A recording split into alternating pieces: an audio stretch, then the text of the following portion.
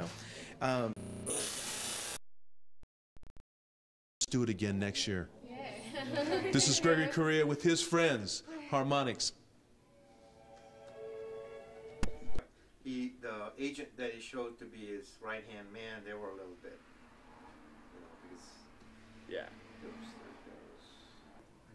5, 4, 3, 2. Hi, this is Gregory Correa once again for Harmonics. We're doing another special edition on Bill Quarry. And also today we have Mike Burton from the Hayward Historical Society, who is going to be asking Bill some very interesting questions about his life. So I'm going to turn it over to Mike. Mike, welcome. And Bill, it's always a pleasure and honor to see you. Just a great man and a legendary performer. We also might be bringing up a guest star today, too, also. So here you are, Mike. Here, take it over. Okay. Well, I just wanted to start off with some questions. Well, maybe first, I saw that you're really trying to appeal to kids. You had the flyer of the community to be putting on shows, and you had to be able to get the strip. And I'm kind of curious about what the strip was like there between San Leandro and Hayward at the time. It was something that everybody did at night. Go from there was 2 drive-ins, one on Llewellyn and Mission, and then the other one was down on 150th. And you would go to one drive-in to the other. It's about 2 miles. And the cars would bumper to bumper.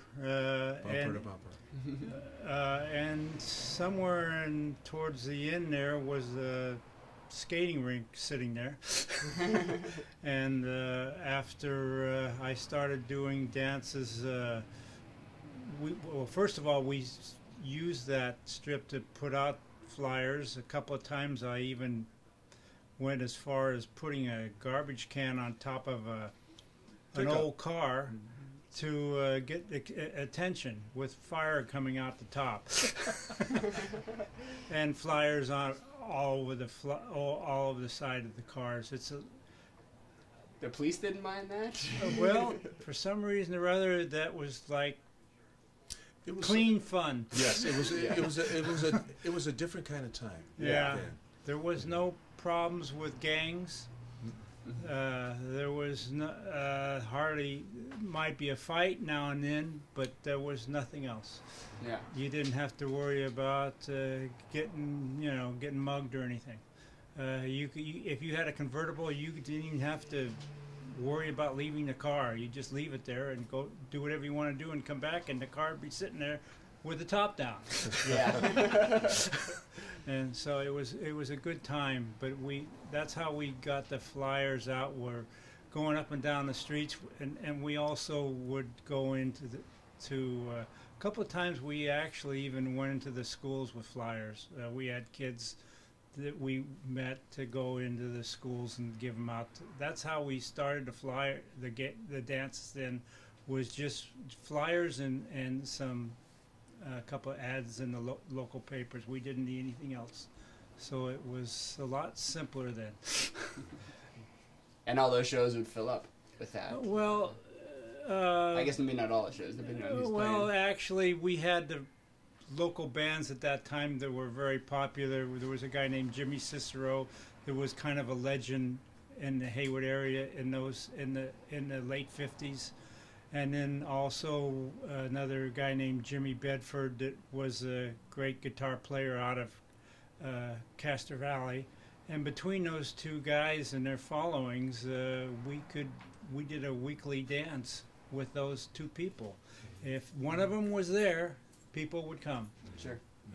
And then things worked into the meeting this old promoter at an old restaurant right on East 14th by Gordon's Drive-In. There was a place called Pring's, and that's where I was putting up a poster, and that's when I ran into this old-time promoter that brought in the big bands to the West Coast, and I was how I got introduced to the big names. And that was Marty Schwartz? His last name was Schwartz, Manny Schwartz. Manny Schwartz. Manny Okay. Schwartz, and that's how I got Fats Domino and Dwayne Eddy, and I went to other shows with him that he was putting on. Cavalcade of Stars at the Oakland Auditorium, where he had Jerry Lee Lewis, James Brown. All those people were in one show, including, you know, B.B. King, you know, just all those names from the 50s would be on one act, one show. And then they would take that show and go to Seattle the next night. That's the kind of shows they did. But at that time, right after that, it's when I got drafted into the Army, and that's where my history with Manny Schwartz ended, because he died while I was in the Army. Wow. Where did you end up serving when you were in the Army? This would have been the late 50s, early 60s. Right. I went to, I ended up being, of all things, a military policeman. And I became, my first duty was at the Presidio of San Francisco, which was, you know, God, I couldn't even believe that. I was 15 miles from home. Yeah. And they said you'd be there the whole 2 years. Well, 1 year later, they said, no, you're going to Korea. So I spent the next year in Korea. So I spent the second whole year in Korea, and then when I got back in Korea, I went back to being a regular working citizen. And then how did you fall back into promoting shows after that? Like everybody did around here, the Beatles came popular, and I remembered those promoting days. I didn't know if I'd go back into it again, but it kind of remembered about it. They were, you know, a big highlight of my early life.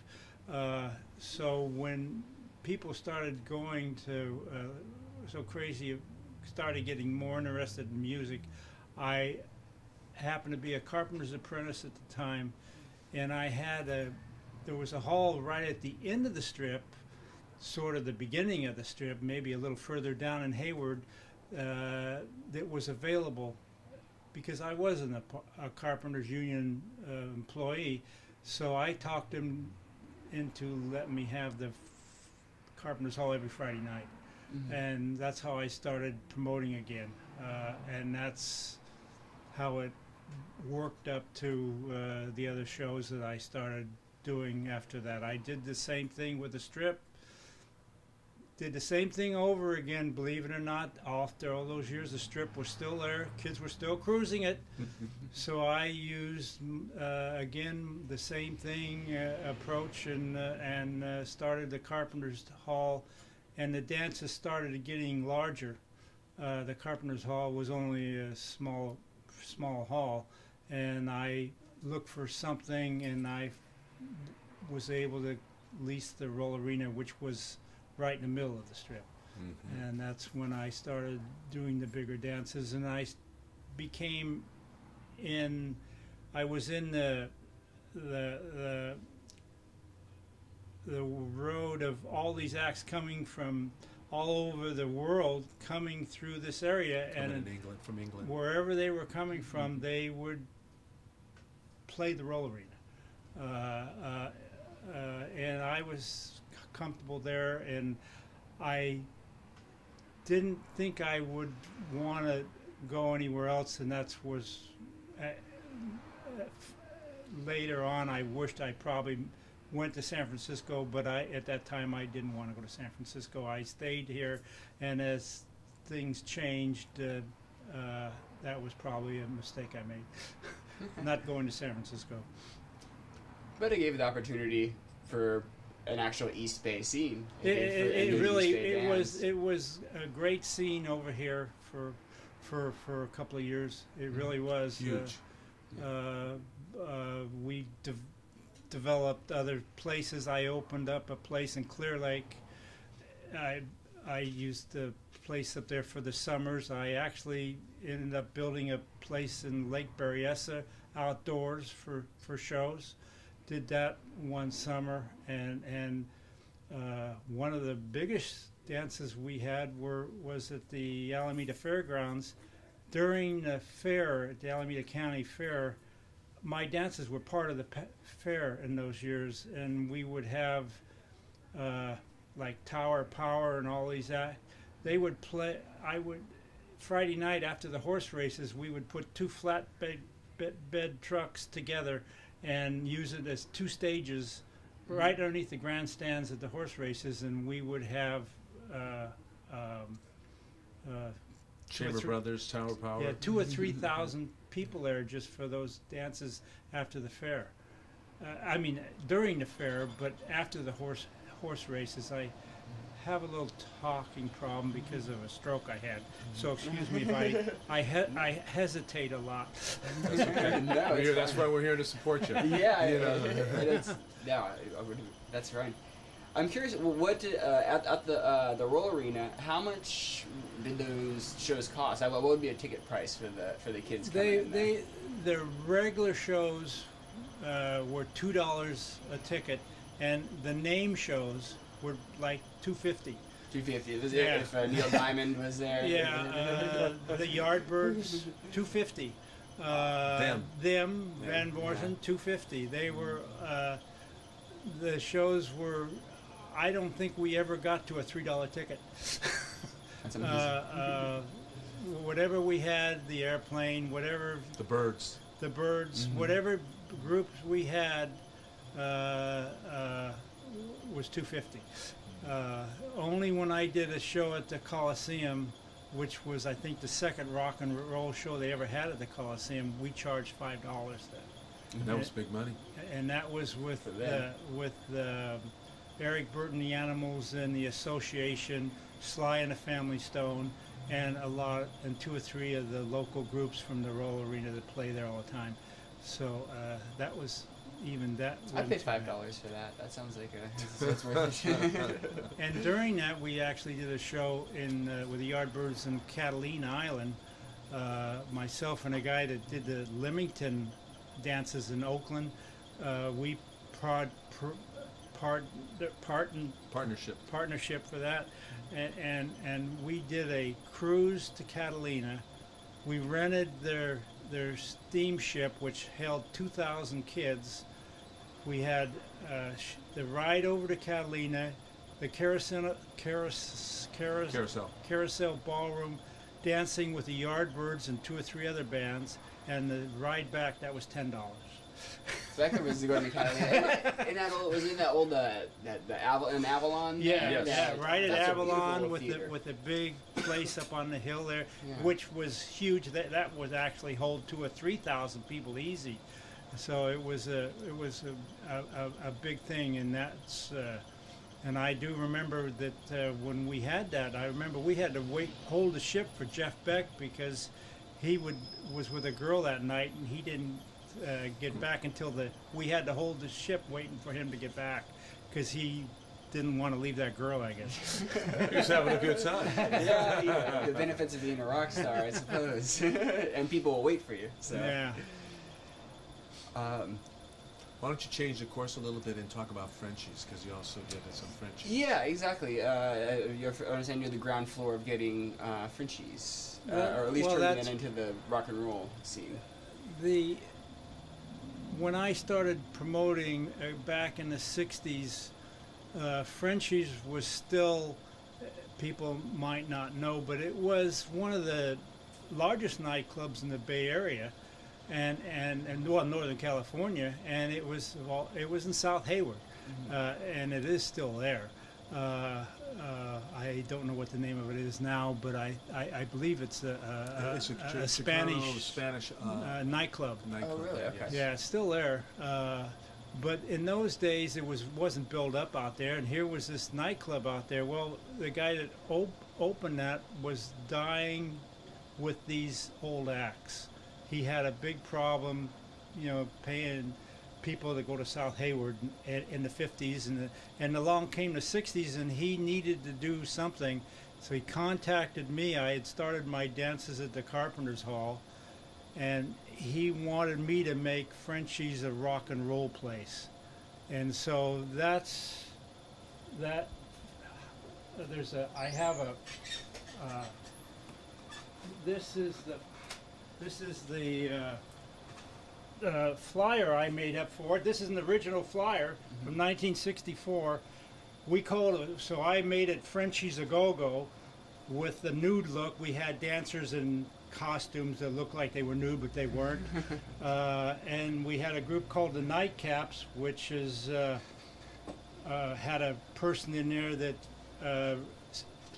named Barry Carlos, that I knew him for years. Barry's a great guy. He's the one who started Peter Wheat and the Breadmen. Okay. But so we had No Cover, Follow the Searchlights, steak dinner for $2. I love the $2. I love this $2 stuff. And again, the name that I started in 1958, I still use the name Teens and 20s, and so we started that thing up, and Frenchie's became a success for him. He gave me a promise that I would get 10% of the business, and he did not. He didn't make it. He didn't comply. He didn't comply with it, and there's nothing I could do about it because I never got a contract. I took his word, and so I actually got him making money, and then he sold the business to somebody else.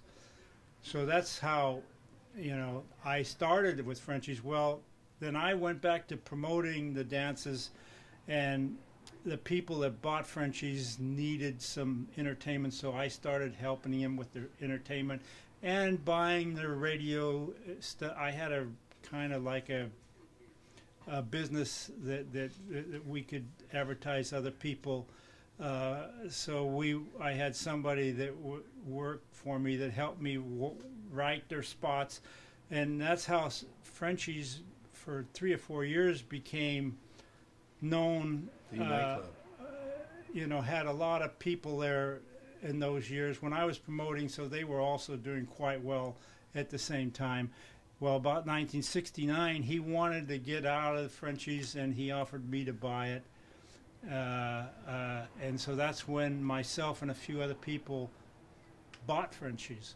Well, we were only there a year, and they took the license away because the place had been ran so bad over the years that the other guy was there.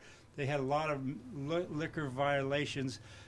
So that place, we couldn't run the club without liquor. It just wouldn't work. We tried it as a tea nightclub. It just really didn't work. So we had to leave it.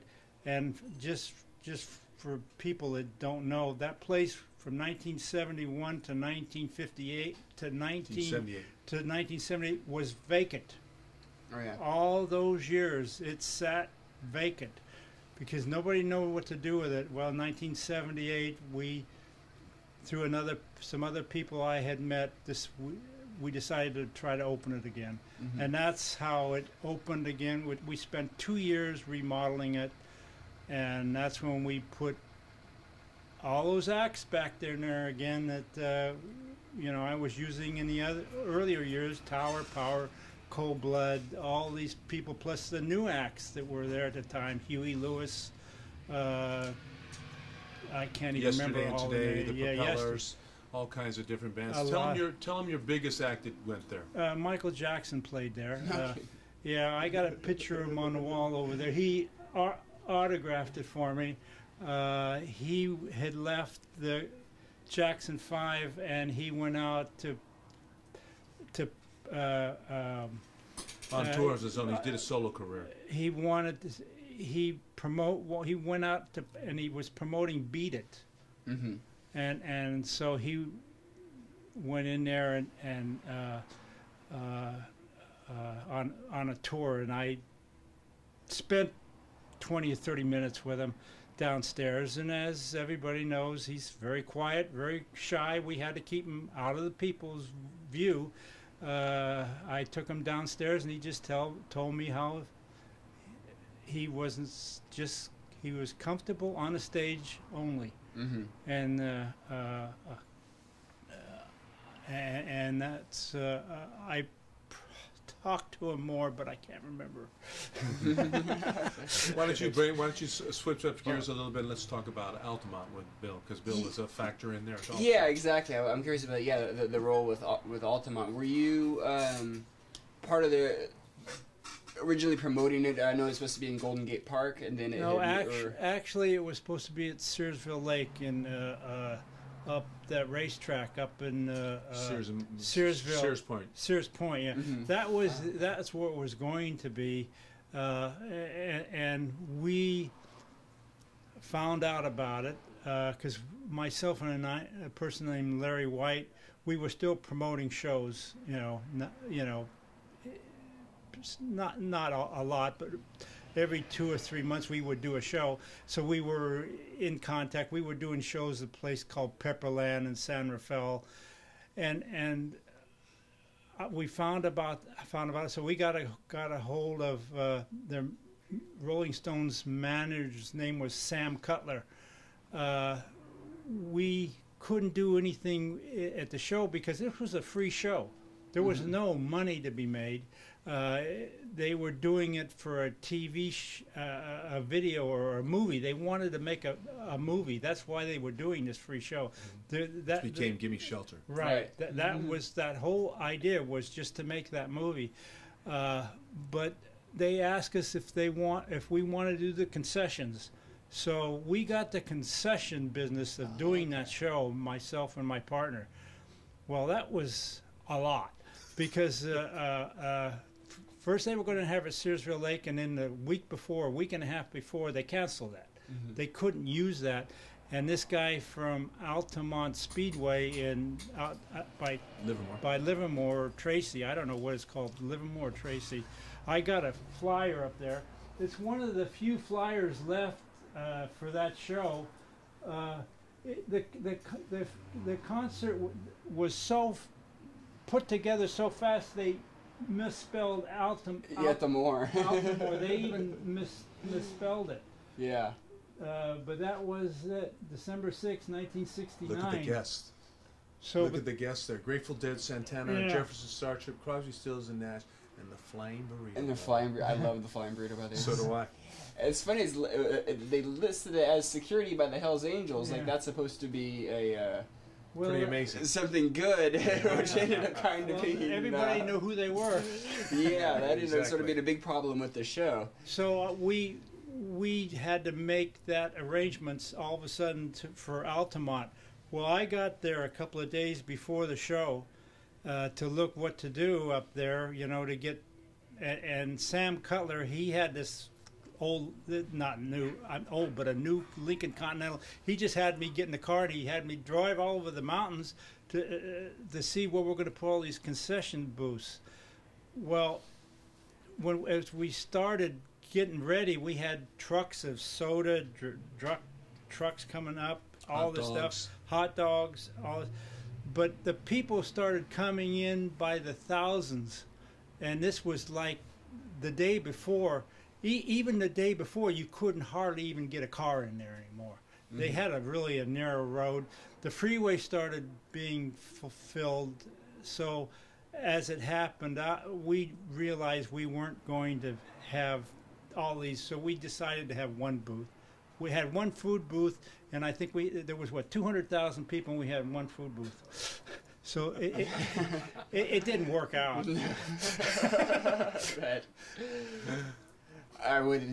Did it just mob that one food booth? Well, luckily, I used their psychology.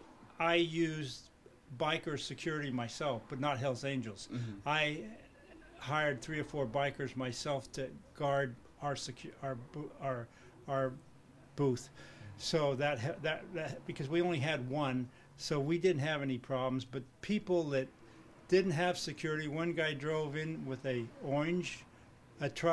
panel truck full of oranges.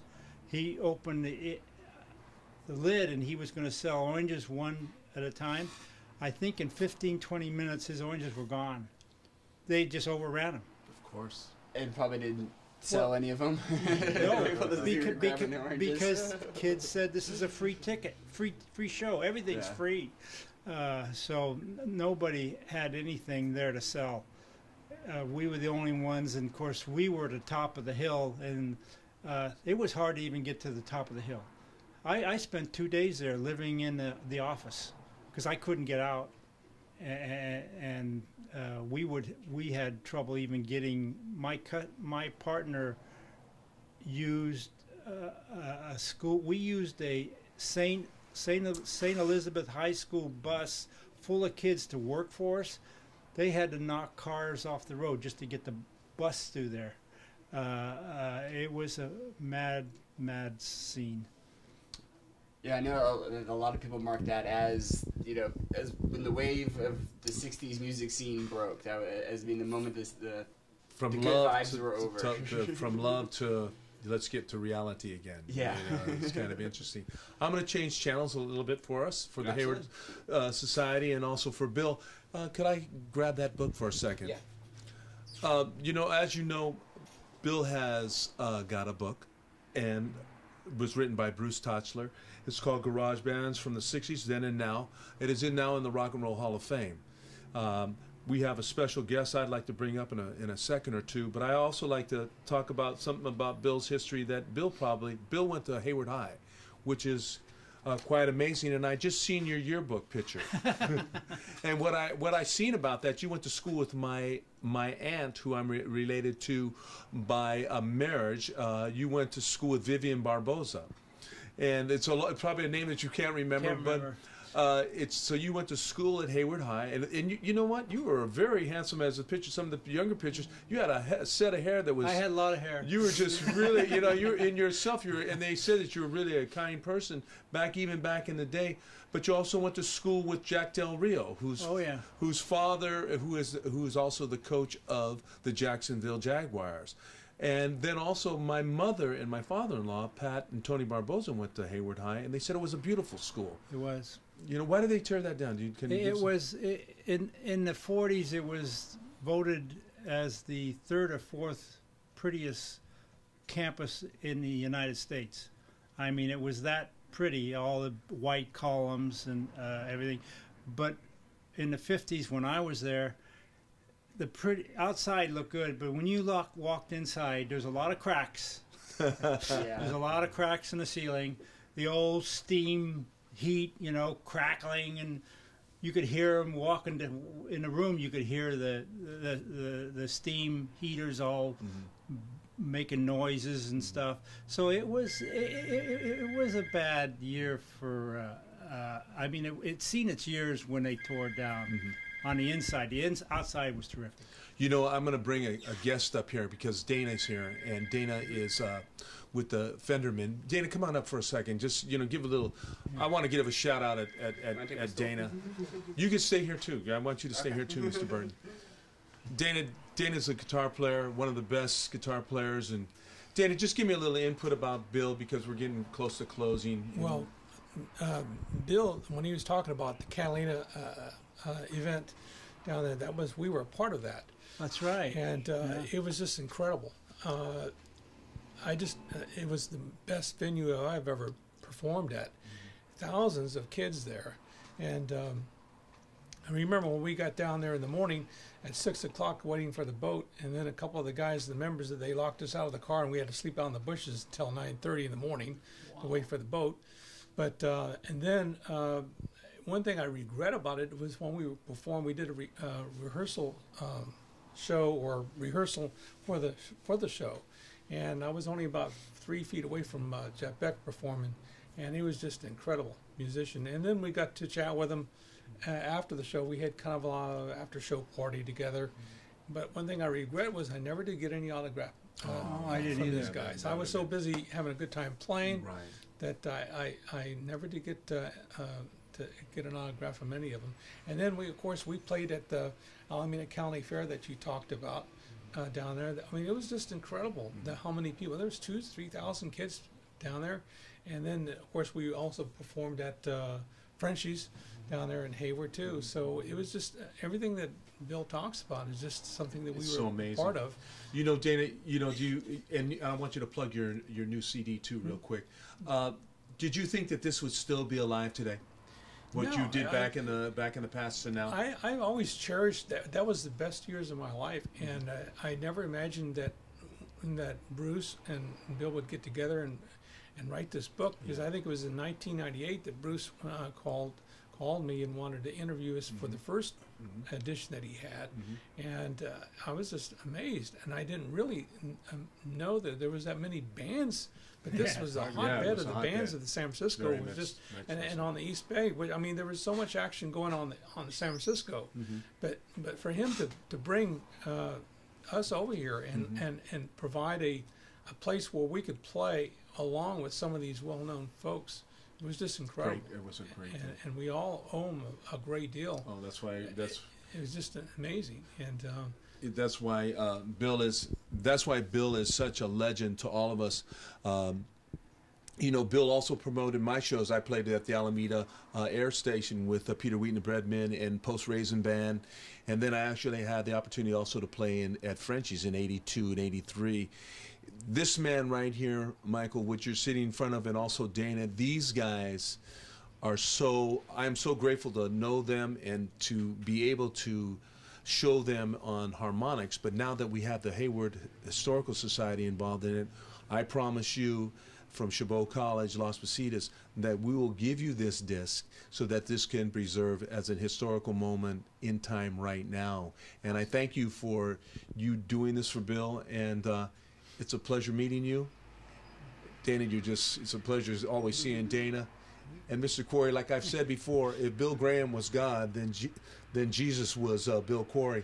Bill Quarry is such an influential person, and hopefully this is the second edition of Garage Bands and Now, and hopefully we will get our third edition. This is Gregory Correa with the Hayward Historical Society, Mike Burton, thanking you all very much.